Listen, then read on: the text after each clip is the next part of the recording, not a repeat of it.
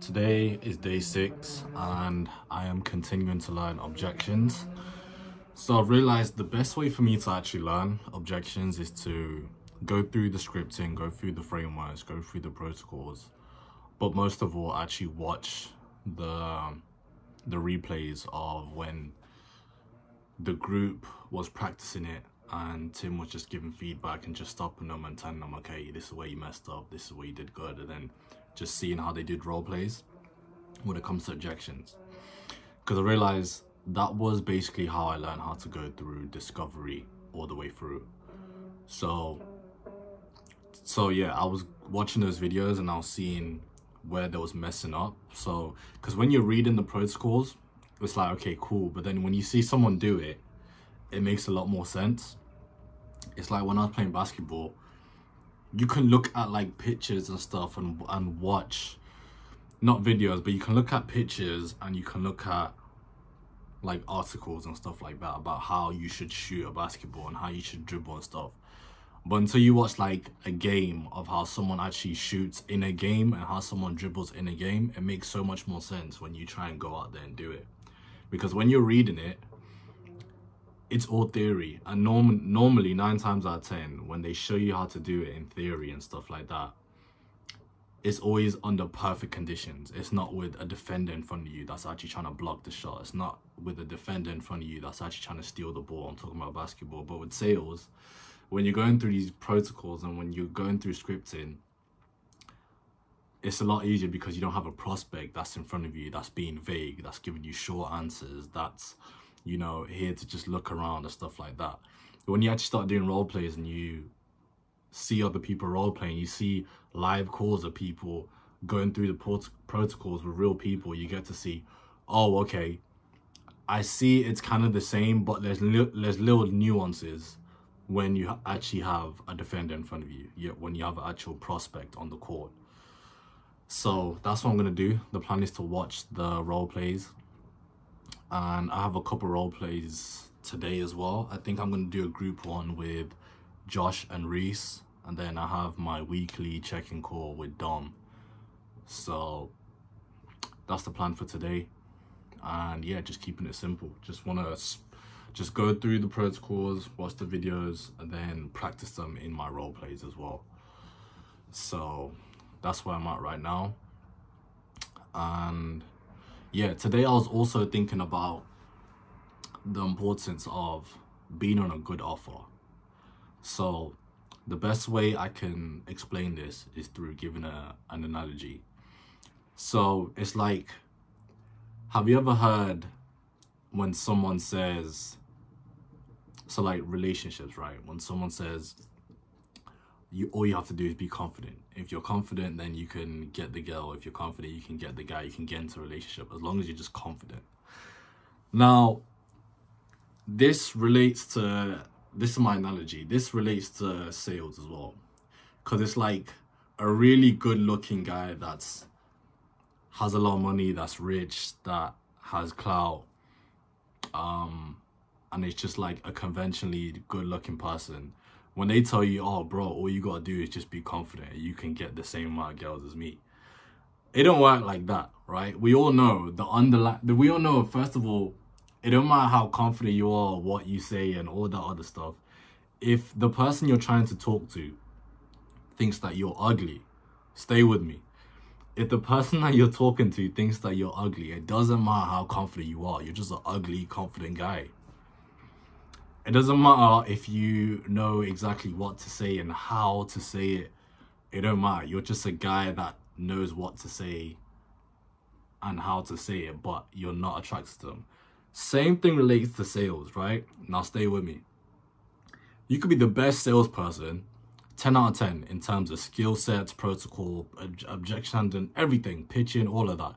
But you're on a shit offer with no leads, or if you do have leads, all the leads are unqualified. The back end shit, the actual offer doesn't fulfill. The offer owner doesn't care about the offer. The growth operator doesn't really know how to actually grow the actual business, and a bunch of other things as well. But you could be the best person to sell ever, but you're not making no money. But then vice versa, right? If we flip it, like if I go back to the dating analogy and relationships, you might not have seen it, but I've seen it where someone will be very, very attractive and they can have no idea what they're saying, have no confidence, really shy, stumbling over their words, but they still get in the relationship, they still get the girl, they still get the guy, just because they were that attractive and the person was that attracted to them that they just wanted to, that they wanted to get with them, right? Same thing with sales. If you're on a great offer, I'm talking about an offer where they're dialed in, loads of leads, loads of qualified leads, back end is dialed in, offer owner is dialed in, growth operator is dialed in, or whoever's managing the back end is dialed in. You will make so much money with sales, man. You will make so much money with sales because you're on a good offer. You know what I'm saying? You're on an attractive offer. You know what I'm saying? You get your foot in the door, you know? So, yeah, I've just been thinking about how skill set is amazing. Like, it's good, but it's kind of like being the ugly guy that is so confident and knows what to say, but you're not closing with any relationships because the people they're not attracted to you. They don't like you.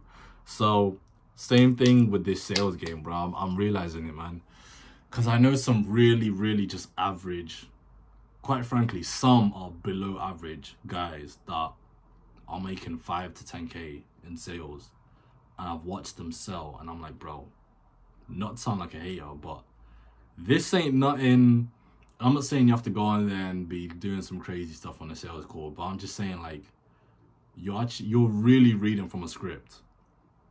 You're like, you sound like a robot, but you're on an amazing offer with this amazing company slash influencer with a bunch of leads, a bunch of qualified leads, and they're all laid downs, right? Because you're on this attractive offer, people that are attracted to this offer. So no matter what they say, they came on the court ready to buy. They know you're reading off a script. You sound robotic, but okay, yeah, I'm gonna buy. Cool. And then you'll see them and you'll think this person's the best closer ever. Then you watch them actually close and you're like, what is this? You know what I'm saying? So, and then vice versa. I know some great closers that don't make no money because they're on a really ugly offer that won't sell and is not attractive to anyone. You know what I'm saying? So, yeah, that's my little 2 pence on the sales game right now in terms of the offer that you're on. So, but I know that's definitely like, if you have connections, that's the best way to be on a good offer. I think doing cold outreach where you're sending looms to these big companies and stuff like that, and you're trying to get on the offer like that, not saying it's impossible, but it's definitely not the most effective and efficient way of doing it. You know, because I realize these people, these big offers, they already have their connections. And if they want 2 new closers, they go to their network and they say, yo, I need 2 new closers. Like, refer me some killers that you know will deliver. And then they just get referred. Like, the people that are not so good at selling but somehow get on the offer and they make 10K per month, they just happen to be friends with the offer owner. They just happen to be friends with the offer owner's cousin, and then they got connected. Or I was speaking to this one guy who was like, his older brother went to school with the hiring manager, so those guys were friends. And then when he got into selling, he told his older brother, then his older brother connected him to the hiring manager, which connected him to this amazing offer. And then now he's making so much money with his offer. Connections. But yeah, best ways to get the connections is just by, so far from what I know, is like joining communities. And I don't just mean like any school community, any Discord community. You really gotta vet it. But once you get in there and you show them that you can work, and you know, they see your skill set and stuff like that, people reach out to you. You know, I've had a couple of people reach out to me just seeing where I'm at with it, and you know, just letting them know that yeah, I'm in sales now. So, you know, I've had a couple opportunities come my way just through network and stuff. But yeah, with all that being said, I need to practice today. So yeah, cut.